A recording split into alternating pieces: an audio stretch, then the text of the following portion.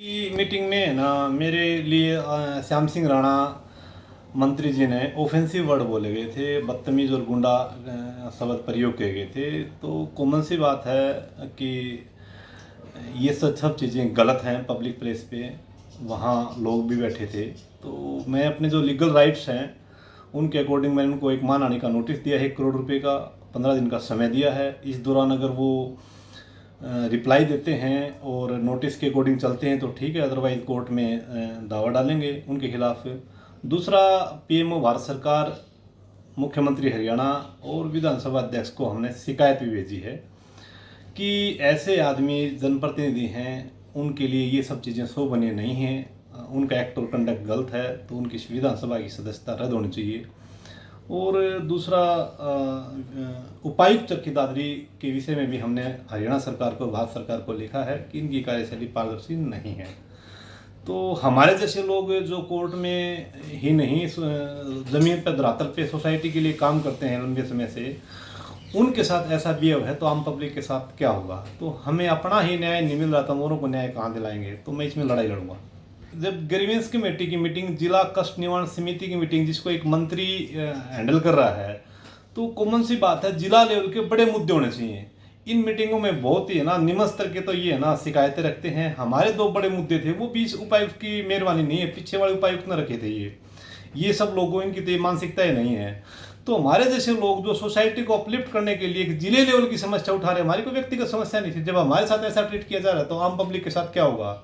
तो कॉमन सी बात है, लोकतंत्र की हत्या एक किस्म से, जो कॉन्स्टिट्यूशनल राइट, हमारे संवैधानिक राइट है, उनका हनन किया जा रहा है। तो आम पब्लिक नाउम्मीद हो जाएगी हमारे जैसे लोगों के साथ भी ऐसा होगा। तो लोगों की उम्मीद बरकरार रखने के लिए हम अपने बैटल, अपनी लड़ाई जारी रखेंगे।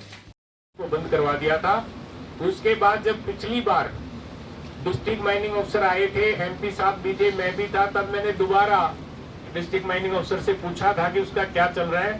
तो इन्होंने बोला वो बंद है। मैंने कहा बंद ही रहनी चाहिए जब तक उसका टेक्निकल, क्योंकि यहाँ के इलाकों का जो, यहाँ के इलाके का जो ना वैल्यूएबल खनन था ना सर, उसको सरकार की रॉयल्टी के बगैर खा गए लोग, कुछ लोग। मैंने उस दिन भी आपका समर्थन किया था, मैं आज भी समर्थन करता हूँ और मैंने खुद जांच के लिए इस विषय में लिख के दिया हुआ। We are highly grateful to sir. तो मैं रिक्वेस्ट करता हूँ सर, इसमें अगली 2-3-4 साल से ये लगातार ही चल रहा है सर। श्रीमान जी, उसी की बात करनी चाहिए सर। आपने जो क्वेश्चन दे रखा है, मैं पढ़ता हूँ, यह है 5-7 हज़ार ट्रक प्रतिदिन जिले से निकलते हैं।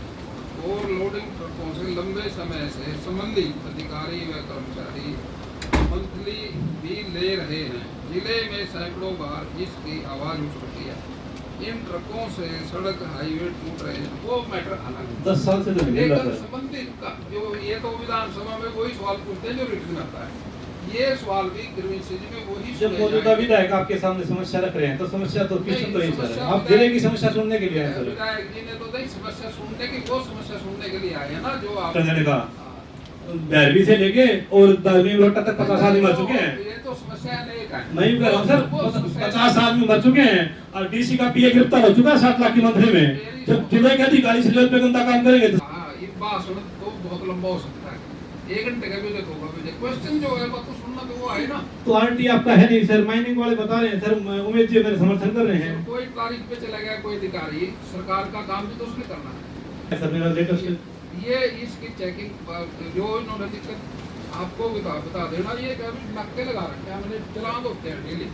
ओवरलोडिंग का मैटर ऐसा है, ये तो ट्रक वालों का है, कोई नया ट्रक लेकर आए, कोई पुराना लेके आए। धरने से बैठे हुए थे, पीछे सीएम साहब जब आए थे तो उन लोगों ने सीएम साहब का मतलब एक तरीके से आभार व्यक्त किया था और अपना धरना खत्म कर दिया था और एक कमेटी से उसकी जांच करवाई गई थी अवैध खनन की। आयोगी है, सरकारी असले से उसकी जांच कराई गई है सर, और उन्होंने कैंसिलेशन के लिए सरकार को भेजा था सर। तो क्या वो जांच रिपोर्ट झूठी थी सर?